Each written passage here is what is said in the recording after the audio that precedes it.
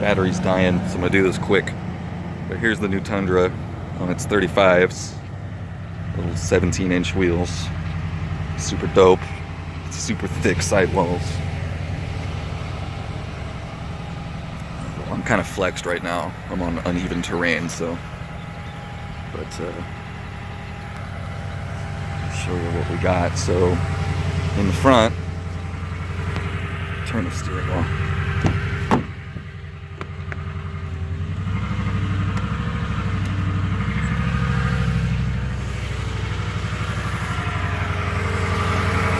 So in the front, it's these Bilstein coilovers. So you get a new strut and new springs, and then these are those little notches. So there's 4 of these notches, 1, 2, the one it's on, and then the top one you can't see because it's beneath the spring.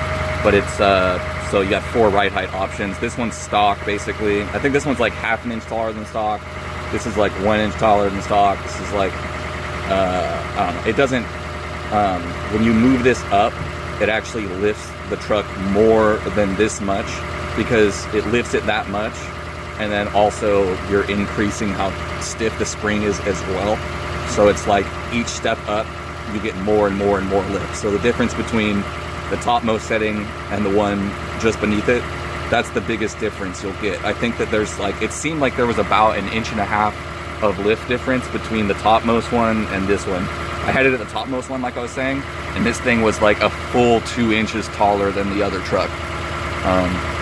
So I think that this is cool because, like I said, if you had this same thing, you wouldn't have to do shit probably to not rub, because we're clearing these 35s no problem on the second highest setting. So your tires are a little bit smaller, so the same settings, you should be golden. The back, what we have going on is these same dual reservoir shocks, and so that's what I think you should get, is those shocks. They're pretty good. They work very well, but that's not a lift. So like, unlike the front is struts, so the strut does the lifting.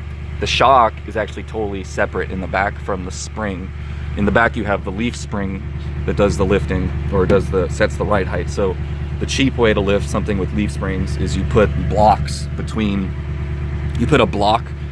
the leaf spring and the axle, so that basically the axle is just farther away from the leaf spring, but the leaf spring is exactly the same. What we do is, it's going to be kind of hard to tell because everything's new, but these 3, 1, 2, 3 are all, am I doing that backwards?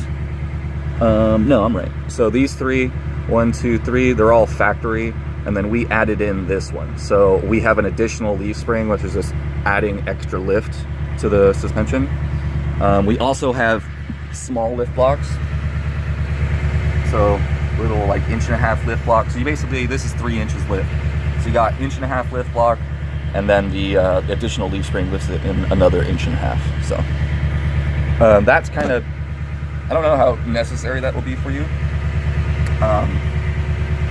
You have airbags that sit where the bump stop sits. So this is a bump stop. You have an airbag that goes between the bump stop and the bump stop perch. So your airbag, the more air it has in it, the more it pushes between these two things. And so that will basically give you a temporary lift. And you're supposed to just match how much pressure's in the bag to what sort of load you're pulling. But people who don't know how to use their bags, it's kind of like the standard thing. It seems like everyone I know with bags, they just don't even use them, right? So I'm really not much of a fan of it. They add a bunch of shit. Like I was saying when I was up there, your pump seems to be running it in the middle of the night too, which is one day will probably result in like a dead battery or something. But you know, here it is. This is what.